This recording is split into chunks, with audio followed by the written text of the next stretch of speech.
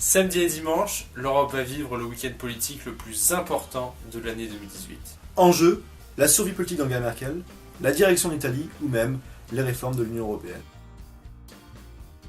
D'abord, dimanche, on connaîtra le résultat des votes des 464 000 militants du SPD, le Parti social-démocrate allemand. Du 20 février au 2 mars, ils ont en effet dû se prononcer sur l'éventualité d'une nouvelle grande coalition avec la CDU, le Parti chrétien-démocrate dirigé par Angela Merkel.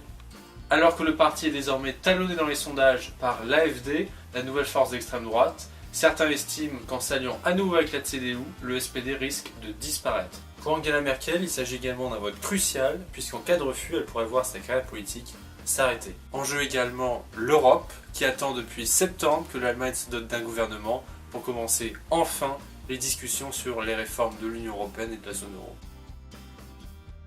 Mais le destin de l'Europe se jouera également en Italie. La troisième économie de la zone euro votera en effet ce dimanche pour des élections législatives et sénatoriales.